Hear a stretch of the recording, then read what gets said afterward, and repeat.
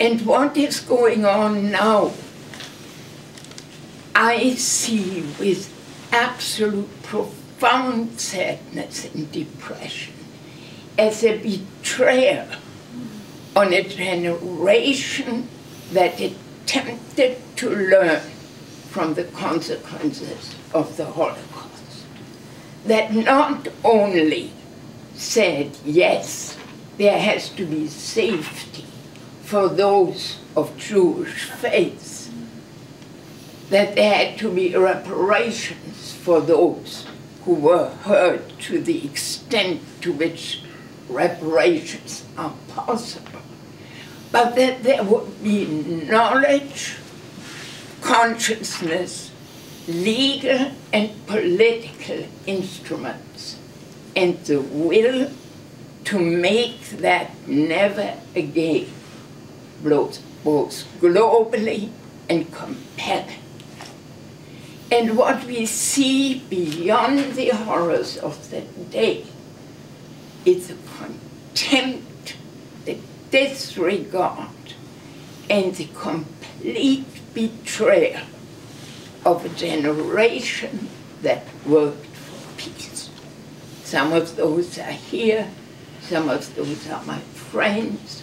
There are women across the world united in the wish to see not only there, but everybody's children safe.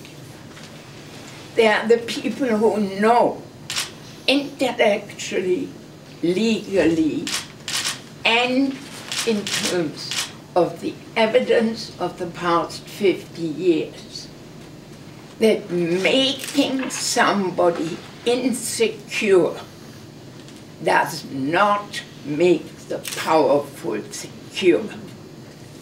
It doesn't matter whether you believe in God and Allah or in a great cheese in the sky. The plain evidence is that more war, more violence, more weapons produce further suffering, further weapons, further war. And it is a betrayal on those who not only pointed out but lived lives that show that other ways are possible. And we should not forget that other ways are possible. We have seen incredible progress over a wide variety of social changes. None of them were obtained by violence. So what I bring to you to that press conference, do ask for a ceasefire. Do say the Canadian government has obligations, but do not forget the obligation that is there historically. That when those, like myself, my parents, suffered and often not returned, there is that one moral mortgage of those who survived, that never again is systemic, is global, and does not ask on which side of the fence, the wall, the barrier, the house of worship a child was born.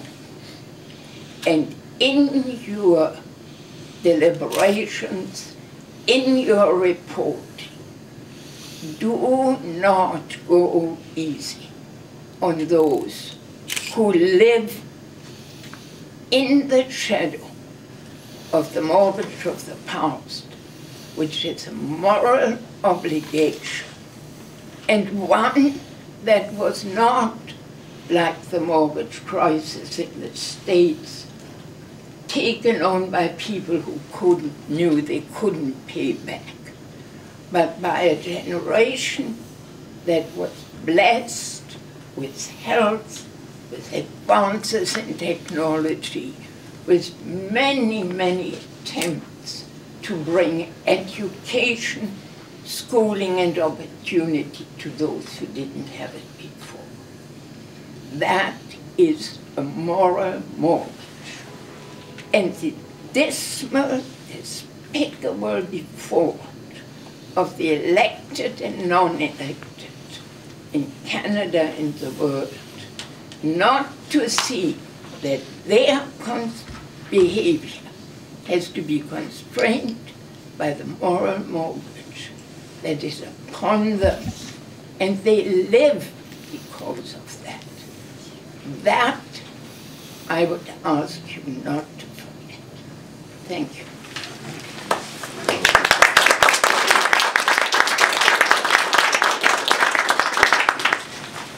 Thank you, Dr. Franklin.